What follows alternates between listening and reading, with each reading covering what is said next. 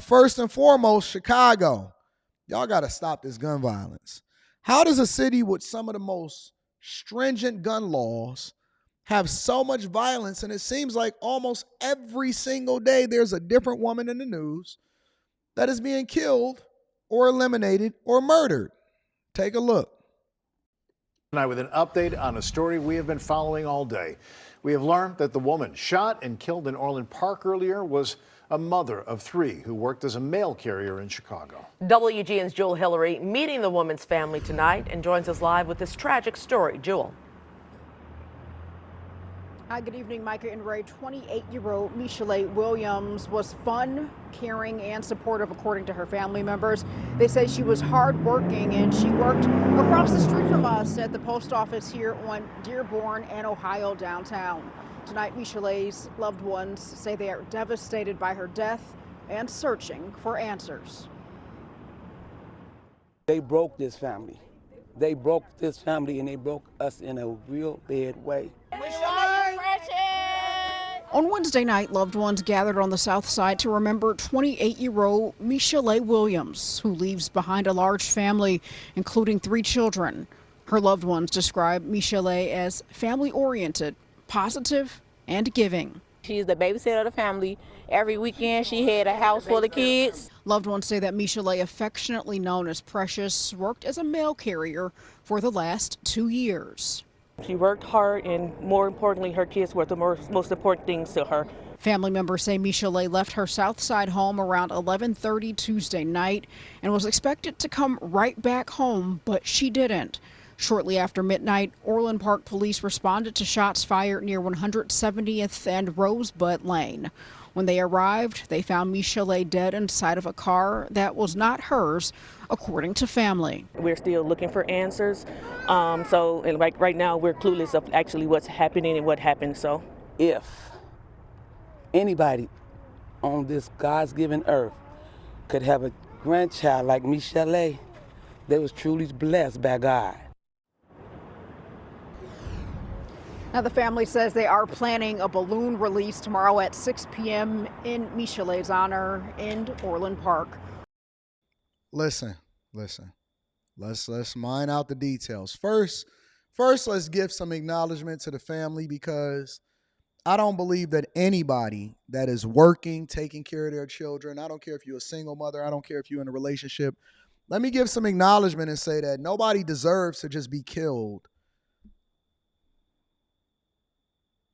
Nobody deserves to just be killed. Like, yo, like, you get one shot, man. It's just, that's it. You here today, you going tomorrow, and that's why I'm very, very careful, and I keep my head on a swivel, because it only takes one thing, one situation, to make sure that you then mess up everybody, and then everybody trying to figure out where the kids is going, right? But listen, ladies, it's 2 things that I want to mine out and that I want to communicate to you as a result of this, right? Number 1, stay out these streets, man. Stay out the streets. Ain't nothing for you out here past 11 p.m. You left the house. You was coming right back. I get it. And again, I'm never going to victim shame, but stay out these streets, man. And then they said that she was found dead in a car that wasn't even hers. We know most of the time what that is. We know what that, come on, man. Come on. We know what that is. You found dead in a car that wasn't yours, possibly dealing with somebody that you wasn't supposed to be dealing with in the first place. And again, nobody deserves to have their life taken away from them and anything like that just because or for whatever reason, especially considering that you was a hardworking adult. And I don't care what if you had a baby daddy or anything like that, whatever, man. But listen, bro, get in the house. Get in the house. It ain't safe. I don't know how many more stories that I got to show y'all that it's not safe for y'all out here in these streets.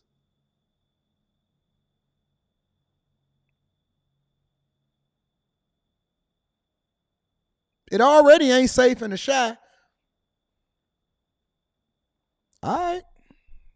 Keep thinking it's sweet out here. Man, condolences to the family. I hope everything works out. Broward teachers, 2 of them, back to back. What's in the water at Florida besides gators? Bag to bag. Apparently both of them was arrested for things that had to do with kids. What's going on down there, y'all?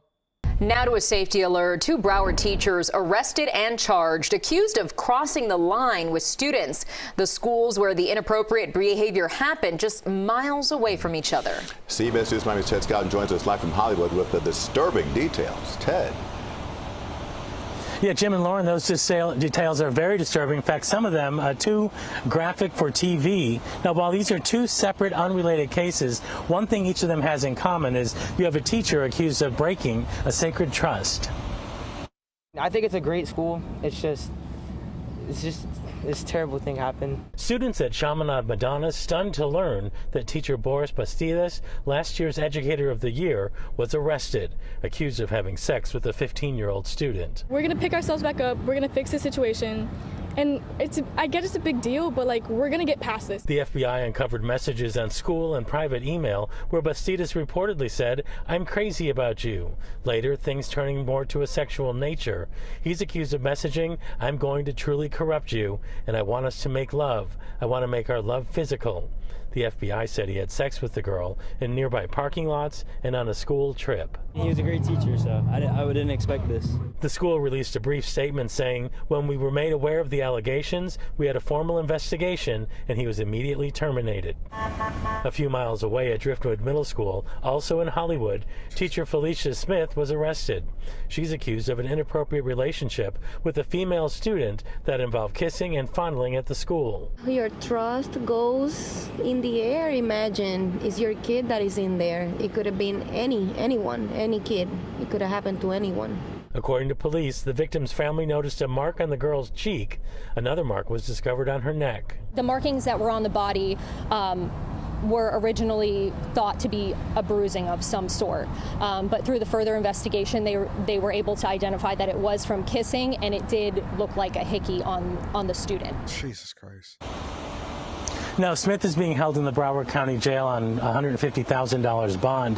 As for Bastidas, he was arrested by the FBI this morning. He's due in federal court in Fort Lauderdale. And you threw it all away, big dog. You went from Teacher of the Year to Molester of the Year. You threw it all away, bro. And then the woman, hold on. Both of them are horrible. I don't even know which one that you can say is worse. Is it the guy that's worse? Well, it got to be the guy. I'm just going to be absolutely honest. When you start paying attention to but then again, I can't say that it's not worse on the girl because she was dealing with a middle schooler. The girl is dealing with a middle schooler putting hickeys on her neck, and ain't no telling what's happening behind the scenes because that's just the part that they discovered before they start really getting into the investigation. And then the guy, he over here taking field trips and busting chicks and busting a 15-year-old down on a field trip and in a car.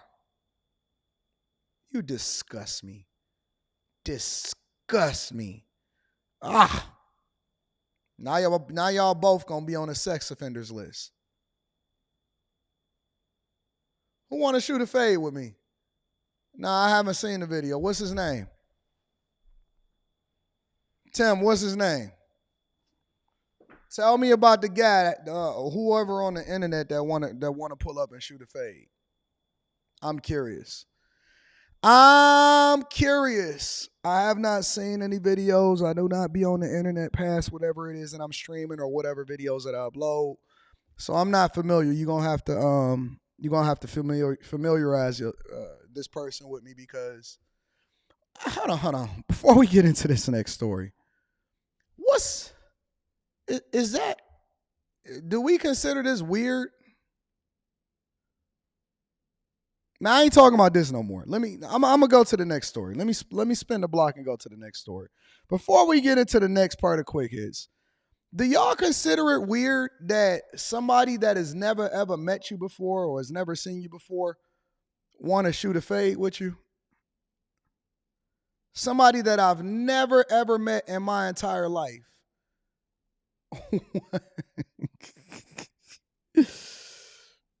So you telling me it's some random dirtbag on the internet that got a YouTube platform that said that they want to shoot a fade?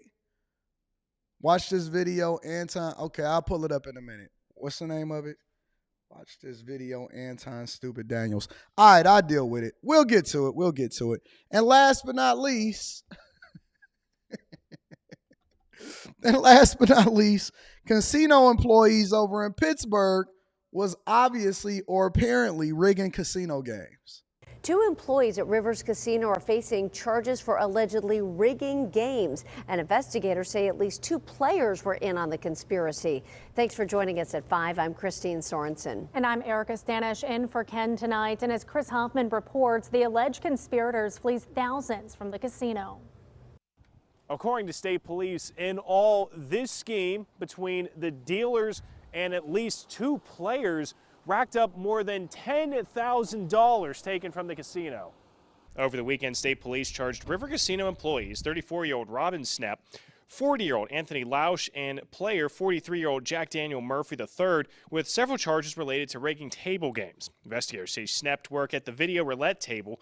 She allegedly would spin the ball in a way that it wouldn't set off the sensors, allowing players to continue betting even after a number hit.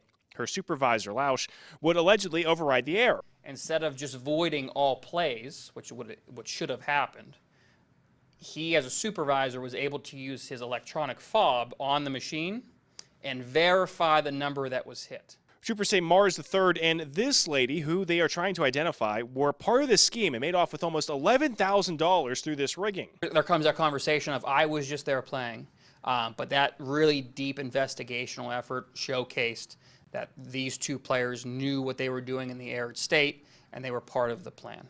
Investigators learned of this through an anonymous letter earlier this year. They found multiple occasions of this happening since December. So then they tell their counterparts to come in and bet when the sensors are not hitting. With Lausch and Snepp having been at the casino for almost 15 years, they are doing a deeper dive now. This can continue on if we find out more players who knew how to manipulate that arid state of the roulette table. Police are still looking for Mars III. The casino says they are cooperating fully with the investigation. You're going to see a complete overhaul of how that machine works at the Rivers Casino. That has already been in place since these charges were filed over the weekend. Both were released on bail and have a preliminary hearing scheduled for April 2nd. In Moon Township, Chris Hoffman, KDKA TV News. And that's unfortunate because now He would spin the ball in a way that it wouldn't set off the. Now, Messi, ain't nobody thinking about these people. Now, they are wanted for what, $11,000? $10,000?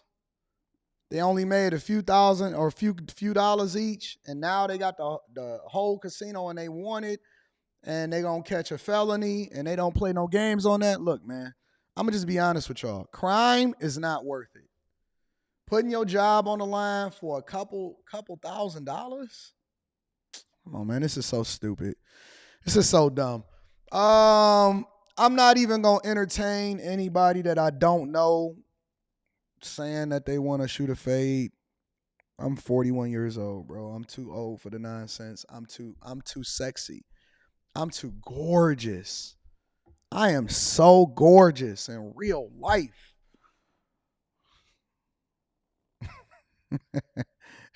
Let this be a lesson. People that want your attention and will do anything for your attention, just let them crash out. Let them crash out. And ladies and gentlemen, that is your quick hits.